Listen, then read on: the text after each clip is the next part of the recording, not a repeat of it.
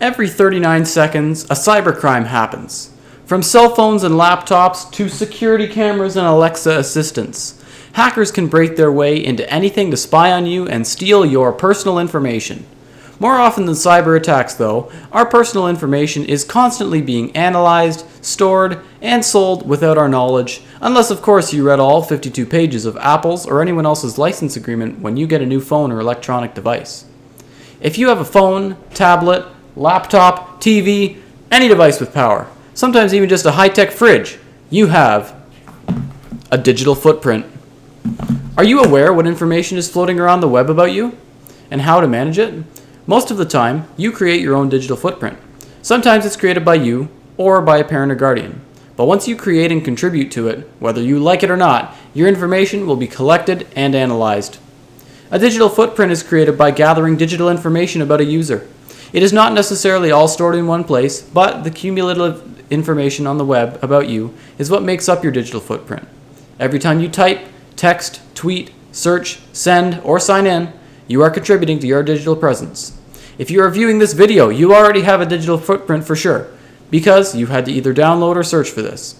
Every time you do anything on the internet, you are contributing to your digital footprint and creating a presence. You might not even know you're doing it or who's going to see it. You may not know what information someone can take from this footprint. It is like a signature for your digital identity and behavior online. All your digital activities contribute to your online presence, which will keep growing as you continue to use electronics. Once a digital footprint is established, it is pretty well there forever. That being said, I have some good news and some bad news. I'm going to give you the good news first. Your digital footprint can often be changed. The bad news, though, is that this can be very difficult, next to impossible in some cases. As minors, fortunately, it is easier for us to have things removed, as more laws exist that protect our privacy. If you discover something online that you do not want on the internet, contact the site owner or a representative for the site explaining that you are a minor, and by law in most circumstances, it must be removed. Companies can even face legal penalties if the information, picture, or footage was obtained on private property and is not promptly removed. Exceptions would be if the piece of media is involved in a legal dispute or criminal case, in which it is important not to obstruct justice. When I was younger, I often posted videos of myself singing on YouTube. I will admit, they were very cute, albeit embarrassing, but a few years ago I decided that I wanted to remove them. Unfortunately, I had lost access to all my accounts, so I thought I was stuck with them on the internet for the rest of time, until about 2 years later, I learned about the Children's Online Privacy Protection Rule, also known as Coppa, C-O-P-P-A. This law protects minors from being photographed, filmed, and published online without consent. Coppa requires the immediate deletion of media from publications at the request of a legal guardian if the child is under the age of 13 or by the individual if she or he is over the age of 13 and is capable. Sure enough, I sent a message to YouTube support politely requesting the deletion of my video on their site, and within a week, it was removed. That is one more reason to keep track of all your passwords and to make sure you do not lose access to important information on your accounts.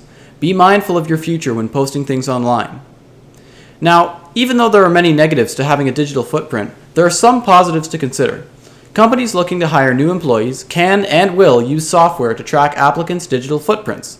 This tracking of digital footprints helps to simplify the hiring process and helps employers find the best candidate for the job. This tracking can also work against prospective employees.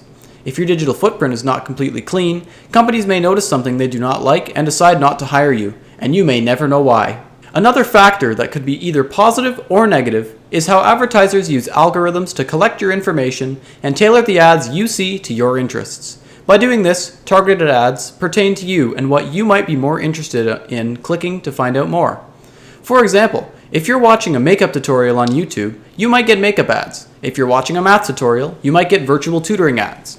Another positive of a digital footprint is that it is a very convenient way to store information in the cloud for easy access.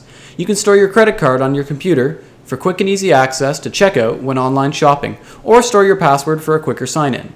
The cons of having a digital footprint, though, may outweigh the positives. If you post anything that could make you vulnerable, you put yourself at risk of being bullied and harassed by internet trolls. Blackmail also occurs online. If you keep something in the cloud that you do not want others to see, and a hacker gains access to that account, He or she can threaten to release this information if you do not send them money or do illegal things for them. You must protect yourself from hackers by using services like a VPN when browsing the internet. VPNs hide your IP address and keep your private information out of hackers' hands. Additionally, you can turn off cookies in your browser settings to stop advertisers from tracking the sites you visit. Like I did a few years ago, you may post something embarrassing without thinking of the long-term implications, then forget your password, and later realize you want to banish it from the web. It is sometimes hard to get things deleted, even with laws like Coppa. Sometimes, forget my password is unavailable, or you do not have access to that email anymore. Maybe sites are not properly managed, or the site owners only care about making money. Perhaps the website owner is the one who uploaded that piece of media to the site in the first place.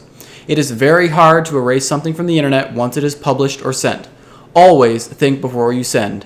Consider the who, what, where, when, why, and how. Who is going to view this? What am I sending? Where is this going to be viewed? When am I sending it? Why am I sending it? How is it being transmitted?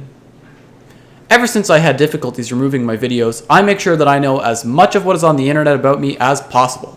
If you have not Googled yourself before, try it. The search results may surprise you.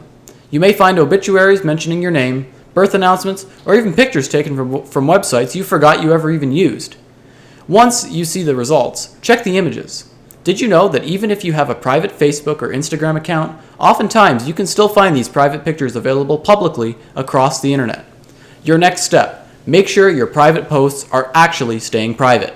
It is also important to understand that servers keep anything and everything about you stored in databases, usually for a minimum of 18 months, whether you have closed or deleted your account or not. Remember that anything can be traced back to you, even after deletion. Find out what cookies are being collected when you visit websites and use apps. Most software, including iOS, Android, and Windows, will typically alert you when they detect bad cookies, but these systems are not perfect. You have to pick up the slack and be smart about what sites you are visiting and what you are agreeing to. How many times have you clicked agree without even looking at the first line? Cookies allow websites to collect all sorts of information on you and your whole computer. When you say yes to these cookies, sites can look at your history and internet searches. Very creepy and stalker-like if you ask me. So next time you click accept on the pop-up cookies agreement, think to yourself, would I be comfortable letting this website know where I am? Would I be comfortable allowing this company to access my personal information, read my emails, look at my contacts, and see what I've been searching on the internet? Maybe not for every website. Now, let's be honest.